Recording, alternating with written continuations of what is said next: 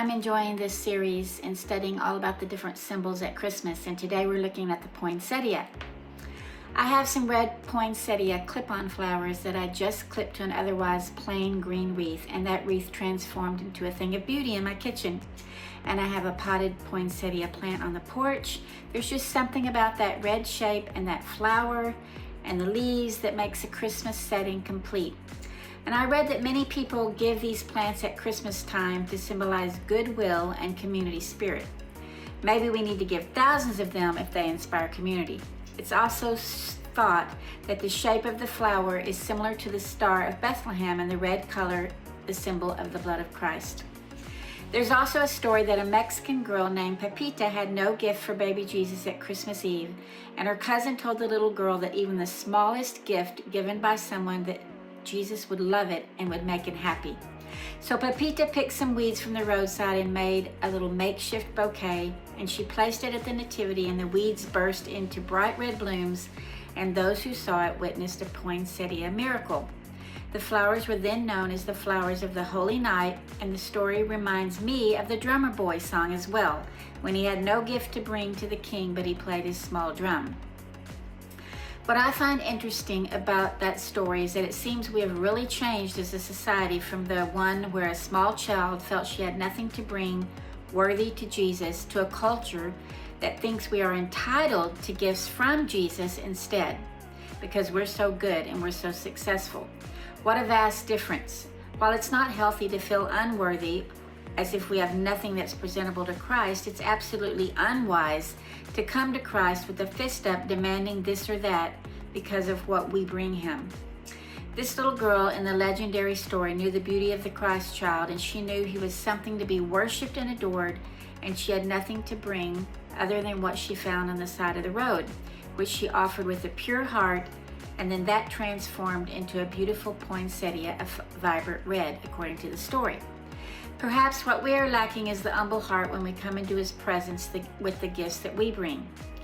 Romans 12 speaks about gifts. It prefaces the talk about gift with the quote, "in view of God's mercy." It's God's mercy that sent Jesus to earth for us, and that view has to be grasped before we come to him in worship. He's a merciful God, and what we offer to him in sacrifice is out of that view only, one of receiving mercy when our sentence was death.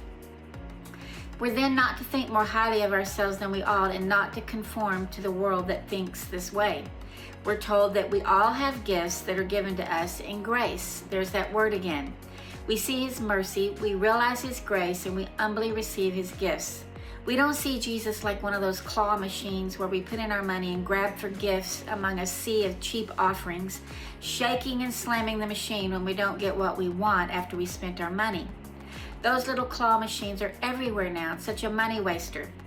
The gifts we are given are then listed in this chapter like serving, teaching, encouraging, all gifts used for others, not ourselves, when we offer them generously, with mercy, and cheerfully. That little girl didn't find weeds to bring Jesus because that's all she thought he deserved. She picked weeds because she saw them and used her gift to arrange it into a bouquet, and it was her best offering in humility and grace as she laid them near the manger. The last part of Romans 12 then shifts to telling us what love is. It's sincere, it hates evil, it clings to good, and we're told to honor others above ourselves, to share with those in need, practice hospitality, bless those that curse us, not to be proud or conceited, and live in what's right and do what's right and live in peace. And we're never to take revenge. It ends with saying we're to overcome evil with good. What is evil? We see it as murder, lying, stealing, things like that. But in light of this whole chapter, it would seem like evil would be things of the heart like pride, insincerity, and selfishness. Those are the evil things that ruin the gifts we are given and bless no one, but only demand others to look at us. That little girl's focus was Jesus, to find a gift pleasing to him, to use what she could find and kneel at his feet and place her gift there. The world's focus around us is to find pride in our gifts, exalt them so that we are seen, and then raise our hands to him, expecting blessings because of what we've done, and turn away when Jesus doesn't grant us gifts because of who we are. Do you see the difference? As we see these red flowers this season and set them in place, let's remember Pepita and this little story of the love she had in her heart, not evil, as she placed what she had that was maybe ugly to the world, but Jesus transformed it into beauty. After all, that's who Jesus is, the ultimate gift giver that humbly submitted himself to the will of his Father to bring good gifts to those that believe on him, gifts of good tidings and great joy, so that we could then offer ourselves in humility right back to him and be transformed into something beautiful for others. Any gifts we have, any blessings, are all gifts that he gave us, not to bargain with, but to lay at his feet. Give someone a poinsettia plant, clip a flower on your wreath, arrange a whole garden of them on your porch, and give yourself over and over again to him, the one who gives good gifts to you that you humbly receive with grace and mercy, and overcome evil with good.